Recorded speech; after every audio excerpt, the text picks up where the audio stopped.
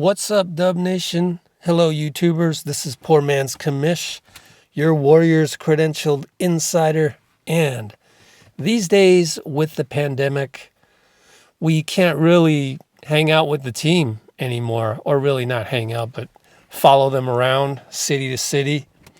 And so we're pretty much relegated now to what you see on TV and then the Zoom calls, the Q&As. But I tell you what, it's still really fun.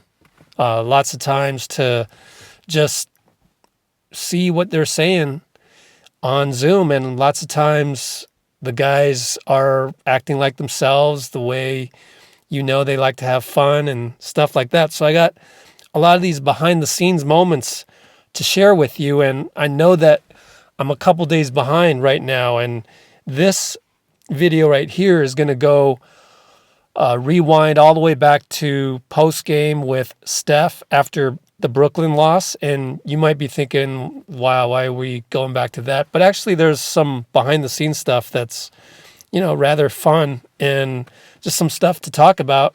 And again, I kind of got sidetracked last week when Jeremy Lin made headlines like not once, not twice, like 3 times. And so every time that happened, I had to call up some insiders that I know and verify certain information. It got a little confusing with all those Exhibit 10 contracts, G League.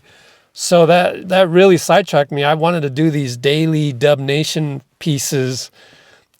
I've been wanting to do them for a while, and I just got in a rut there, and now I'm trying to catch up. But let's go ahead and go to the post game with Steph. And see, we're not allowed to just post the whole interview anymore, just because I think mainly out of respect for the guys that are conducting the Zooms. They work hard to get these things done, and it's not like I'm standing there doing my thing like you've seen me before, just record the whole thing on my own phone from my own angle.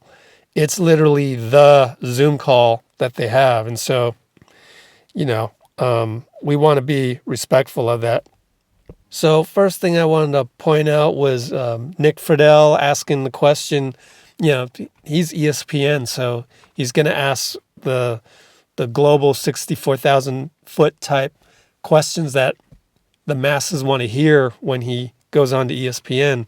And he's like, what was it like to be with KD? And so here's what Steph said. Awful. Got our butts beat across the board. So one game, we'll figure it out. But I don't want to put too much on this one. We're still figuring each other out. And with KD out there, like the way he looked like he's all the way healthy, confident in his body. So it's good to see, obviously, from a health standpoint. That means a lot to come off an injury like that. And then we can get into all the problems that Steph identified as, stuff that they need to work on, whether it's being more competitive, having the right body language, stuff like that. I'm not sure if I'll have the time to sort of aggregate all of that together for you guys. I mean, it's worth hearing, but it just depends on how far I can get with these videos. So a lot of the in-between stuff you're seeing here is just footage that I have that would normally go by themselves, but I want to just weave them now into these videos. And one of the things I noticed of Steph entering Barclays Center is that it reminded me of how open Barclays Center is. It's like the buses come in and you're right there, and then it goes directly into the baseline alleyway, straight onto the court, and then to the right it goes to the locker room. So you're going to bump into people there, and this angle of Steph coming in to the tunnel is where I would be. That's literally where I would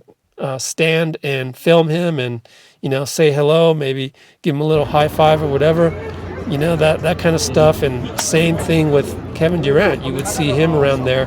I have film of that from Brooklyn last year when he was injured and he was in the tunnel right here. So Barclays Center is very amenable to behind the scenes views like we like to have.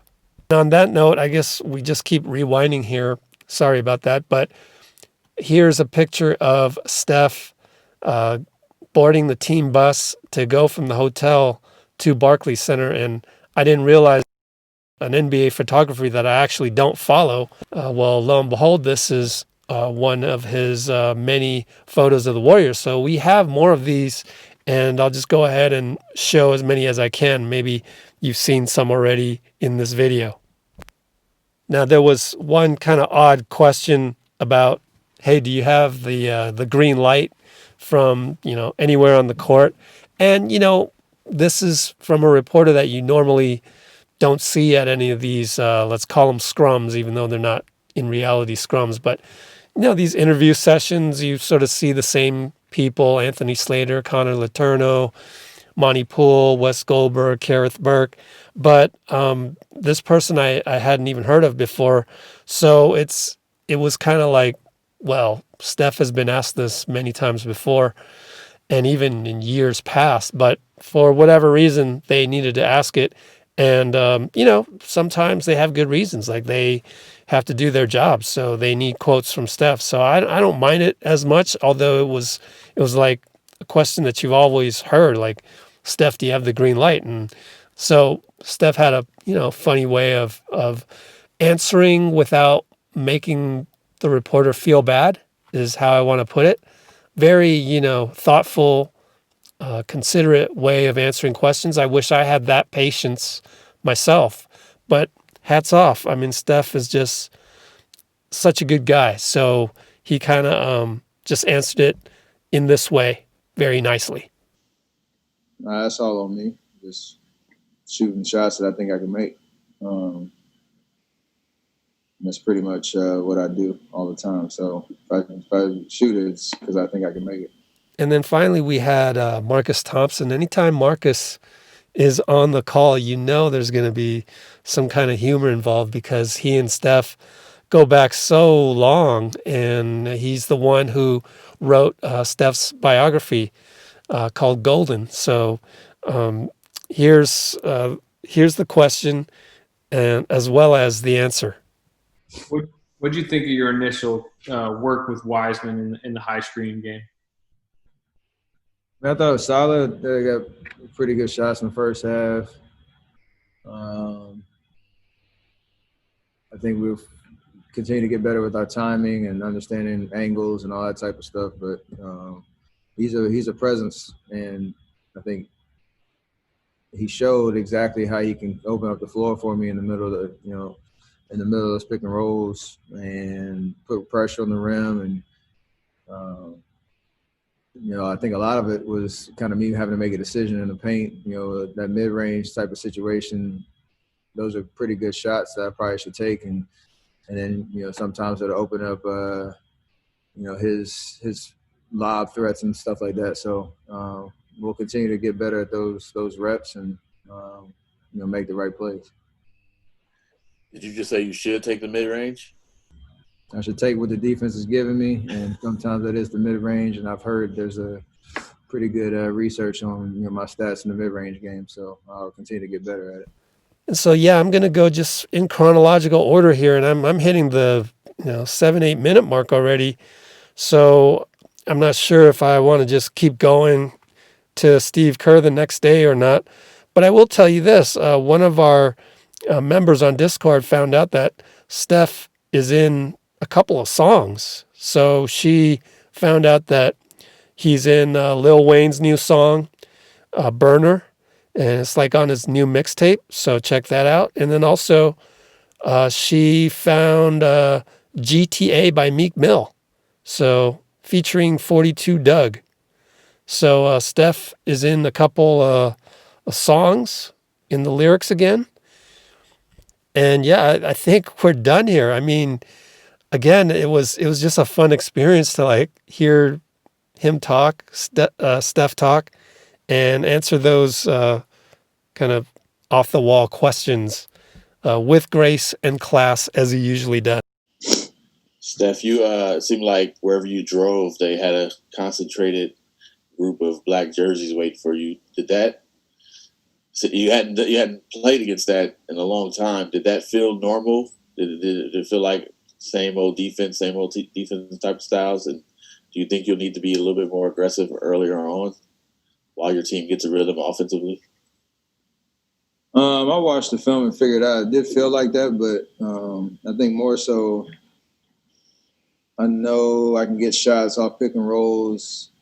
Sometimes if a double is a little bit more aggressive, I can give it up. But I think a majority of my shots were when I was the primary ball handler, which is, is fine. And I got to balance, those type of opportunities and be aggressive. But I think we got to work on just when I give the ball up and the team is trying to play, high side aggressive, making sure I don't get it back, that we continue to create good offense off of those possessions. And, that's where we can kind of continue to build our chemistry. That's where I got to be patient and, see the floor a little bit better when I don't have the ball in my hand. So we'll get better at that. So I'm just going to end it there because we're at about the 10-minute mark or more as I insert all these interview answers. And so I just want to say thank you for liking, commenting, and subscribing. It's already Christmas now, so Merry Christmas to everybody, and I hope you enjoyed this and got a little, behind-the-scenes feel of it, even though all of it is from Zoom and from photographers that happen to still be following the Warriors because, they work for the NBA or something. So not a whole lot of, personal anecdotes and things like that. Not a whole lot of fans who are at the hotel, outside the hotel, seeking autographs, crowded around. That's not happening right now. And so we also don't get to see those kind of candid moments with fans and stuff. But this is as best of behind the scenes as we can get, and it wasn't all that bad. So thanks again. Merry Christmas, and we'll see you in the next video, which will go over Steve Kerr and some of the practice video from the Q&As and also practice itself.